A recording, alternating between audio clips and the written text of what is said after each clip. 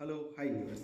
ஒரு கடையில் போய் ஒரு காய்கறி வாங்கினாலும் இல்லை வீட்டுக்கு ஒரு உபயோகப் பொருள் வாங்கினா கூட பார்த்து இல்லை 2-3 கடையில் விசாரிச்சுட்டு எது குவாலிட்டி இல்லை எது விலை கம்மி எங்கே எப்போ விலை குறையும் அந்த டைமுக்கு தகுந்த மாதிரி தான் நம்ம முடிவு எடுப்போம். அதேமாரி தான் ஒரு ஸ்டாக் வாங்கும்போது அப்படி கண்ணை மூடிட்டு இதை நம்ம நிறைய இடத்துல கேள்வி பார்ப்போம்.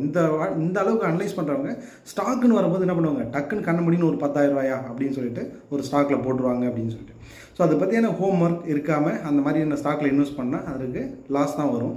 ஸோ இப்போ ஸ்டாக்கை பொறுத்த அளவுக்கு முக்கியமான விஷயம் என்னென்னா, எப்படி ஒரு டிரைவிங்கில் நம்ம எடுத்த உடனே ஹைவேவில் போய் யாரையும் ஓட்ட விட மாட்டோம். ஸோ இப்போ ஸ்டாக்கை பொறுத்த அளவுக்கு எல்லா விஷயமும் எங்கே பார்க்கிங்கு, சைடில் எப்படி போக கற்றுக்கிறது இதெல்லாம் தெரிஞ்சிங்கன்னா அப்புறம் தான் ஹைவேயில் போகணும்.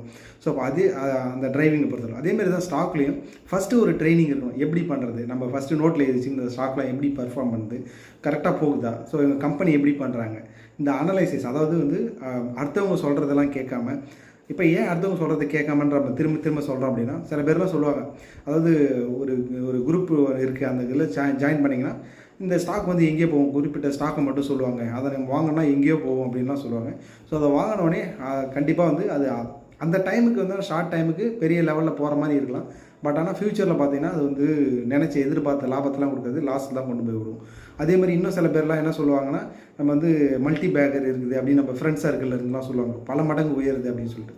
நம்மளுமே அந்த ஷேரை வாங்கி பார்த்தோம்னா நம்மளுக்கு எப்படி தெரியும், பார்க்கும்போதே ஆமாம் அந்த ஒரு 2-3 மாதத்தில் 1000 ரூபா 2000 ஏறி இருக்குது அப்படின்னு சொல்லிட்டு. ஸோ அதை விட நம்ம என்ன பண்ணுவோம்னா, இப்போ நம்ம மட்டும் இப்போ இங்கே போட்டிருந்தோன்னா நேரம் ஒரு 10 லட்சம் போட்டிருந்தோன்னா 1 கோடி ஆகிருப்போம், நம்ம பெரிய ஆளாக ஆகிருப்போம், இவ்வளோ லாஸ் பண்ணிட்டோம் அப்படின்ட்டு நம்ம அந்த தாட்டில் போய்டும். ஸோ இப்போ போட்டால் கூட ஏறிச்சுன்னா பல கோடி ஆகிடும்னு சொல்லிட்டு அதை தாண்டி ஒரு கற்பனை குதிரையை கூட நம்ம ஓட்ட ஆரம்பிச்சிருவோம் அப்படின்றது தான்.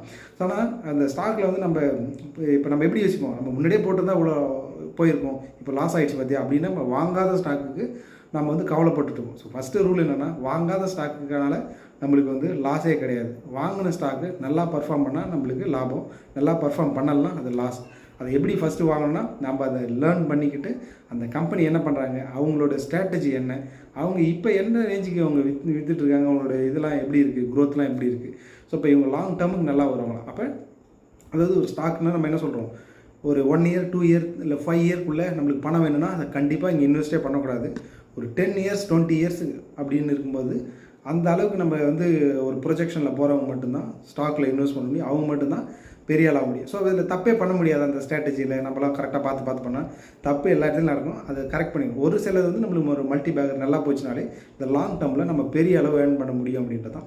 இப்போ ஸ்டாக்கை பொறுத்த அளவுக்கு யார் வேணாலும் வாங்கலாம், ஆனால் அதை நம்ம கரெக்டாக நம்ம தெரிஞ்சுக்கிட்டு எந்த கம்பெனி பார்த்து ரெகுலராக நம்ம இன்வெஸ்ட் பண்ணுறதை கற்றுக்கணும் அப்படின்றது தான் சொல்ல வரும். அடுத்த வீடியோவில் அடுத்த விஷயத்தை பார்க்கலாம். நன்றி.